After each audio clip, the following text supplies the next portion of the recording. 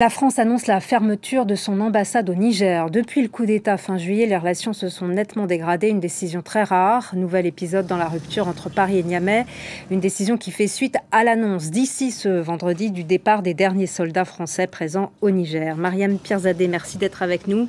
La France ferme son ambassade. C'est la rupture complète avec le Niger? Oui, ça y est, le divorce est totalement acté. En fait, c'est l'épilogue et la fin attendue de vives tensions depuis la prise de pouvoir de la junte le 26 juillet dernier. On se souvient de ce bras de fer entre Emmanuel Macron et la junte cet été lorsqu'elle avait ordonné l'évacuation, l'expulsion de l'ambassadeur français, Sylvain Été du pays, ce que Paris a refusé durant plusieurs semaines, faisant craindre aussi pour sa santé et sa sécurité. Il était alors retranché dans son ambassade à se nourrir de rations militaires. Il a fini par rejoindre la France le 27 septembre.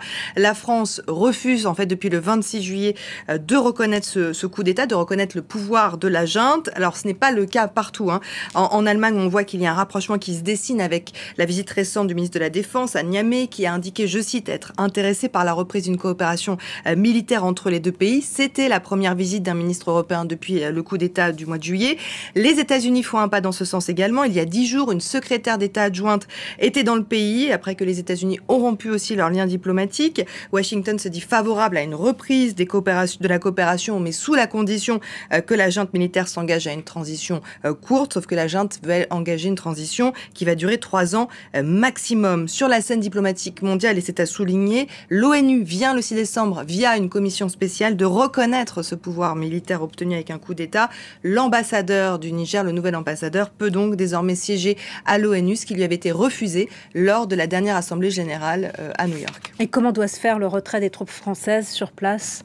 Alors, il y a eu un calendrier. Quelques jours après le coup d'État du 26 juillet, les généraux de l'armée, menés par le général Tiani, avaient exigé donc le départ de tous les soldats français basés au Niger. C'est 1500 soldats dans le cadre de la force Barkhane qui avait été déployée il y a 10 ans pour lutter contre les groupes terroristes djihadistes. Vous le voyez à l'écran, ultimatum que la France refuse d'exécuter début septembre car elle ne reconnaît pas le pouvoir de la junte, parce qu'il y avait aussi un risque d'une intervention des pays voisins pour établir le pouvoir élu du président Bazoum. Mais finalement, devant les incertitudes, les premiers soldats français quittent le Niger le 10 octobre pour se rendre au Tchad voisin, mais en contournant le Bénin, avec qui les frontières sont fermées. Le matériel, lui, passe par le port de Douala au Cameroun. C'est 1500 kilomètres qui, parfois, passent par des zones dangereuses, des zones djihadistes. Et donc, ce 22 décembre signe la fin de la lutte de l'armée française dans le Sahel contre les groupes djihadistes depuis plus de 10 ans. Cela fait suite aussi à des départs précipités du Mali,